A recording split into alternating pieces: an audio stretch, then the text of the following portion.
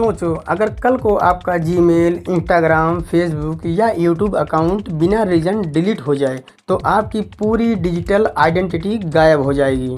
आज वेब 2 में पावर बड़ी बड़ी कंपनीज के पास है, लेकिन अब आने वाले फ्यूचर वेब 3 में ये पावर आपके हाथ में रहेगी। इंटरनेट के सफ़र में साल 1990 में आया वेब 1, जहां आप स्टैटिक वेबसाइट और ऑनलाइन न्यूज़पेपर को सिर्फ पढ़ सकते थे। साल 2000 में शुरू हुई वेब 2 की दुनिया, जहां आप पढ़ भी सकते थे और लिख भी सकते थे।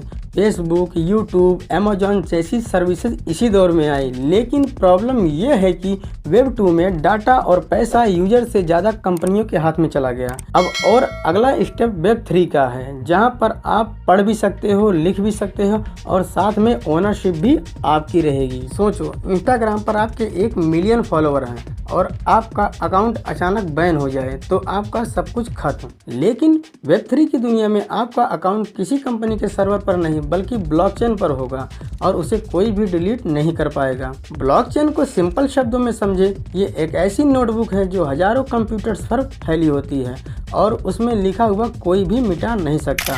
इसके अंदर स्मार्ट कॉन्ट्रैक्ट्स काम करते हैं जो अपने आप रूल को फॉलो करते हैं। यहाँ ना लॉयर की ज़रूरत है ना ब्रोकर की।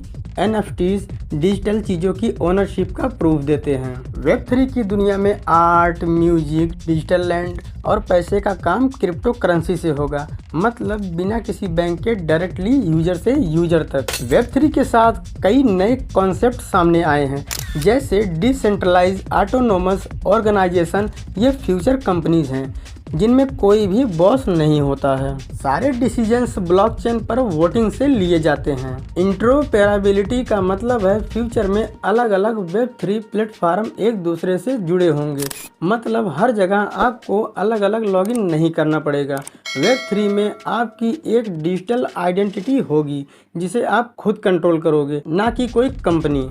आज की दुनिया में आप व्हाट्सएप पर मैसेज भेजते हो तो वो कंपनी के सर्वर पर जाता है, लेकिन वेब 3 की दुनिया में ये चैट्स सिर्फ आपके और रिसीवर के बीच में रहेगा। रियल लाइफ एग्जांपल में देखें तो DeFi यानी डिसेंट्रलाइज फाइनेंस आ चुका है, जहां बिना किसी बैंक के लोन, सेविंग्स और ट्रेडिंग पॉसिबल है। NFT मार्केट प्लेस जैसे OpenSea पर लाखों डिजिटल आर्ट्स बिक रहे हैं। मेटावर्स में आप वर्चुअल मॉल जाकर शॉपिंग कर सकते हैं और सामान रियल वर्ल्ड में डिलीवर हो सकता है। वेब 3 की दुनिया में इंडिया भी पीछे नहीं है। पॉलीगॉन यानी मैटिक एक इंडियन स्टार्टअप आज दुनिया के टॉप ब्लॉकचेन प्रोजेक्ट्स में गिना जाता है। RBI ने अपनी डिजिटल रुपी भी लॉन्च कर दी है। इन्फोसिस, TCS और विप्रो जैसी कंपनीज ब्लॉकचेन प्रोजेक्ट्स पर काम कर रही हैं। कई स्टेट गवर्नमेंट जमीन के रिकॉर्ड्स ब्लॉकचेन पर ला रही हैं।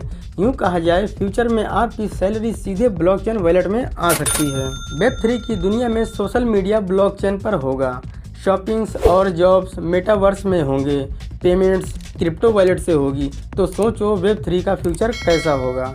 आज इंस्टाग्राम पर फोटो डालने पर पैसा कंपनी कमाती है, कल वेब 3 की दुनिया में वही फोटो डालने पर पैसा आपको मिलेगा। दोस्तों, वेब 3 कोई सपना नहीं है, ये इंटरनेट का अगला चैप्टर है।